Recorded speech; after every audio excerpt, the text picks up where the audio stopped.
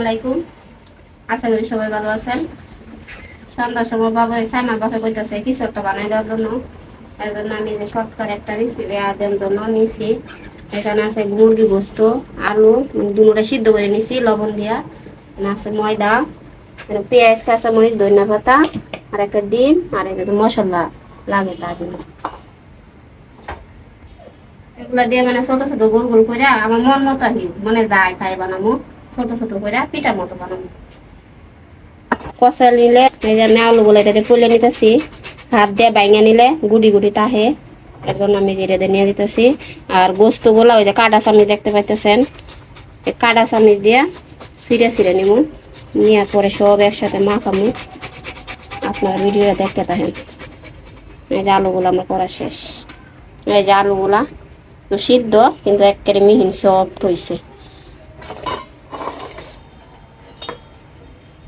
এই যে কাটা চামচ দেয় এরকম করে করে নিব। নেওয়ার মধ্যে আমি সব এটা করে নিছি, এটা করে নিতেছি। কাটা চামচে নিলে সুন্দর হয়। এই যে আমার করা শেষ। মাংসগুলো ভালো করে আমি এই যে সফট করে নিব। পেঁয়াজ, ধনিয়া পাতা, কাঁচামরিচ এগুলো আমি ভালো করে কষলাই নিব। দিয়ে দিতেছি হলুদ, লবণ, রসুন বাটা, জিরা বাটা, আদা বাটা। এখন আমি সব একলগে মাখাই নিব।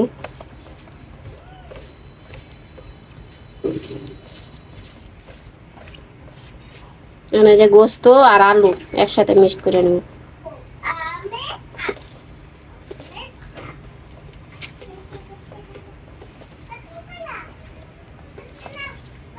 এই যে একটা ডিম ভাঙিয়ে দিলাম। এই জায়গায় ডিমটা মিশিয়ে তারপরে আমি আটা দিব, দিয়ে মিক্সড করে তেলে দিয়ে দিব। মিশানো শেষ, পরিমাণ মতো আটাগুলো দিয়ে দিব। মাখাই দেখি।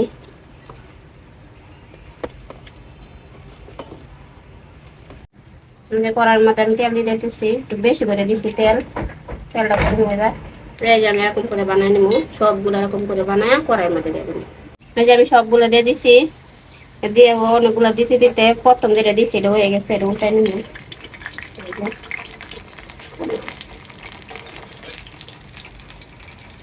সবগুলো হয়ে গেছে।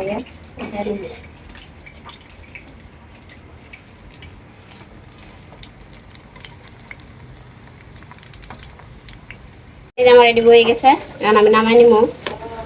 সবগুলো সবগুলো একরকম ভাজা হয়েছে, কড়া ভাজা মশলা করবো।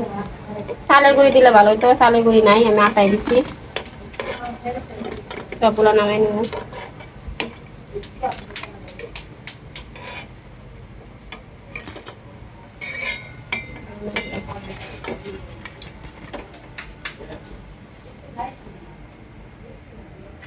আর দুইটা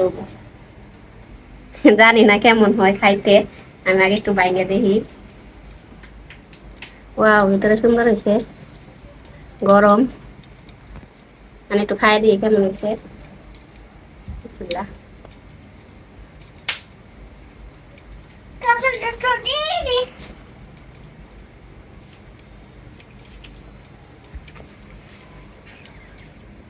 অনেক মজা হয়েছে, খাইলে কত মশা। আজকে ভিডিওটা এই পর্যন্তই।